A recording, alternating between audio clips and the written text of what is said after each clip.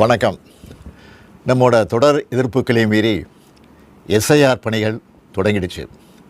மக்கள் நிறைய பேருக்கு எஸ்ஐஆர் பற்றி இன்னமும் முழுசாக தெரியல. இந்த நிலையில் எஸ்ஐஆரை திமுக ஏன் எதிர்க்கிறோம்னு விளக்கவும், நம்ம வாக்குரிமையை எப்படி பாதுகாத்து கொள்வதுன்னு வழிகாட்டவும் தான் இந்த வீடியோ. சரியான உண்மையான வாக்காளர் பட்டியல் தான் நியாயமான தேர்தலுக்கு அடிப்படை. எனவே வாக்காளர் பட்டியல் திருத்தம் செய்யப்படுறத நாம் எதிர்க்கலை. ஆனால் போதுமான கால அவகாசம் தராமல் எலெக்ஷனுக்கு சில மாதங்களே இருக்கிற நிலையில் இதை அவசரமாக செய்கிறது சரியாக இருக்காது என்பது தான் நம்முடைய நிலைப்பாடு. தேர்தல் ஆணையத்தோட கூட்டு சேர்ந்து வாக்காளர் பட்டியலில் பாஜக எப்படியெல்லாம் மோசடி பண்ணியிருக்குன்னு மக்களவை எதிர்க்கட்சி தலைவர் அருமை சகோதரர் ராகுல் காந்தி அவர்கள் பத்திரிகையாளர் சந்திப்பு நடத்தி ஏற்கனவே விளக்கியிருக்கிறார். மாண்புமிகு கேரள மாநிலத்தினுடைய முதலமைச்சர் பினராயி விஜயன் அவர்களும் மாண்புமிகு மேற்கு வங்கத்தினுடைய முதலமைச்சர் மமதா அவர்களும் கூட இந்த எஸ்ஐஆரை தீவிரமாக எதிர்க்கிறாங்க. நாமளும் எஸ்ஐஆர் அறிவித்தப்பவே இது சதின்னு உணர்ந்து எதிர்த்தோம். கூட்டணி கட்சிகளோட கலந்து பேசணும். அனைத்து கட்சி கூட்டம் கூட்டி தீர்மானம் போட்டோம். உச்சநீதிமன்றத்தில் வழக்கு போட்டிருக்கிறோம்.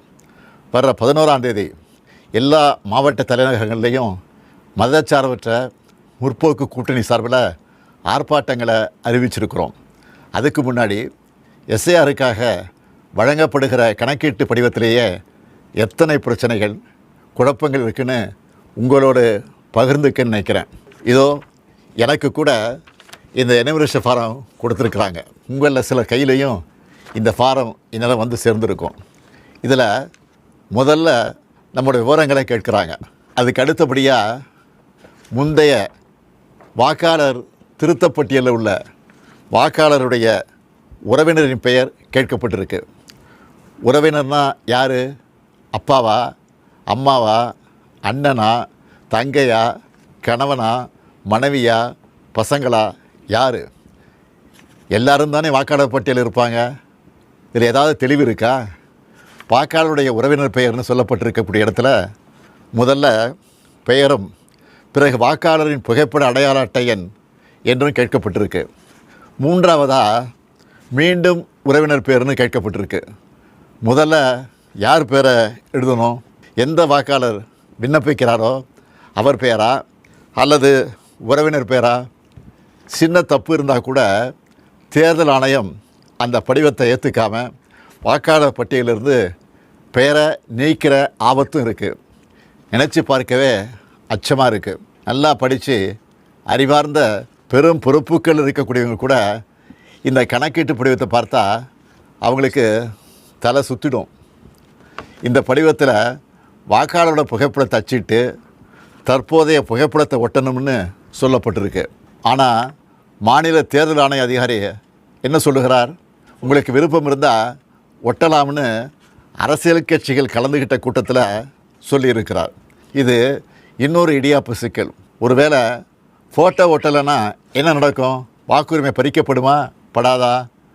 தொகுதியோட வாக்காளர் பதிவு அதிகாரி, அதாவது இஆர்ஓ கையில் தான் இந்த முடிவு இருக்குது. இவங்க எல்லாரும் ஒரே மாதிரியான முடிவு எடுப்பாங்கன்னு சொல்ல முடியாது. இப்படி முதல் கோணல் முற்றிலும் கோணல் என்ற கதையாக எல்லா இடத்துலையும் குழப்பம்தான். இந்த நிலையில் எதிர்க்கட்சிகளை சேர்ந்த சில அதிமேதாவிகள் இந்த எஸ்ஐஆர் பணியை நடைமுறைப்படுத்துவது மாநில அரசின் பணியாளர்கள் தான், அப்புறம் ஏன் திமுக எதிர்க்கணும்னு புரிதலற்ற உண்மைக்கு புறமான விவரங்களை வச்சு பேசுகிறாங்க.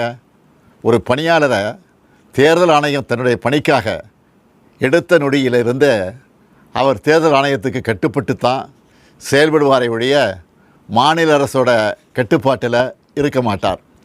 மக்களை திசை திருப்பினா போதும்னு தவறான தகவலை பரப்பக்கூடாது.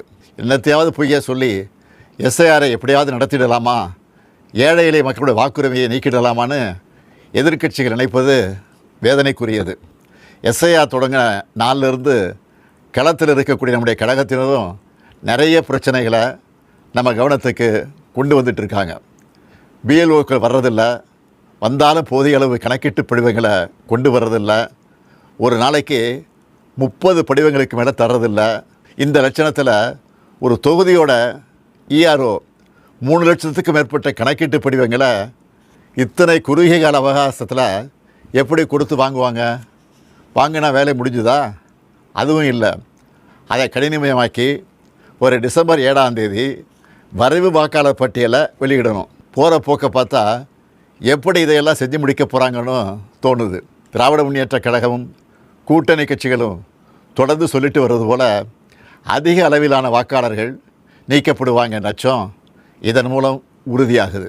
BLOக்கள் தங்களுடைய பணியை சரிவர செய்யலைன்னா இந்த SIR பணியே மொத்தமாக பாதிப்பை சந்திக்கும். BLOக்களும் கட்சிகள் BLA2க்களும் இணைந்து செயல்பட தேவையான எல்லாத்தையும் தேர்தல் ஆணையம் சொன்னாங்களே தவிர ஆனால் அப்படி ஒரு சூழலை இதுவரை உருவாக்கவே இல்லை. திமுக BLA2 தயாராக இருந்தாலும் கூட பல இடங்களில் BLOக்கள் வராமல் இருக்காங்க. இதையெல்லாம் மீறித்தான் நம்ம செயல் வீரர்கள் விழிப்பாக செயல்பட்டு வராங்க.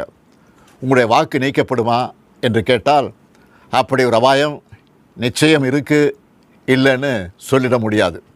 அதை தடுக்கணும்னா உங்கள் பகுதிக்குரிய BLO யாருன்னு கேட்டு அவர்கிட்ட இருந்து கணக்கீட்டு படிவத்தை வாங்கி சரியாக நிரப்பி திரும்ப சமர்ப்பிக்கணும். அதுக்கான ஒப்புகை சீட்டையும் மறக்காமல் வாங்கணும். இதுதான் உங்களுடைய வாக்குரிமையை பாதுகாக்கும்.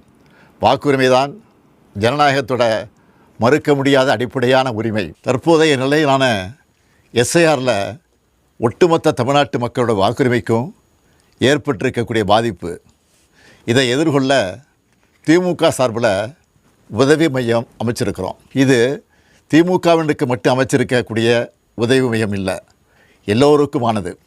அதனால் கழக நிர்வாகிகள் மட்டும் இல்லாமல் SIRஆல் பாதிக்கப்படுற அனைத்து பொதுமக்களும் நாங்கள் அறிவிச்சிருக்கக்கூடிய 806542 200220 என்ற, மறுபடியும் சொல்கிறேன், 806542 200220 என்ற உதவி எண்ணை தொடர்பு கொண்டு உங்கள் சந்தேகங்களை தீர்த்துக்கலாம். உங்களுக்கு தேவையான வழிகாட்டுதல்களை பெறலாம். தமிழ்நாட்டு மக்களின் வாக்குரிமையை காக்க திமுக உங்கள் தோழனா துணை நிற்க தயாராக இருக்குது. நம் வாக்குரிமையை பறிக்கக்கூடிய ஆபத்து வாசல் தேடி வந்துருச்சு. அனைவரும் ஒன்றிணைந்து செயல்பட்டு விழிப்போடு இருந்து தமிழ்நாட்டில் ஜனநாயகம் படுகொலை செய்யப்படாமல் பாதுகாப்போம். SIRஇன் சதிவேளையில் சிக்காமல் நம்ம வாக்குரிமையை நிலைநாட்டுவோம். நன்றி, வணக்கம்.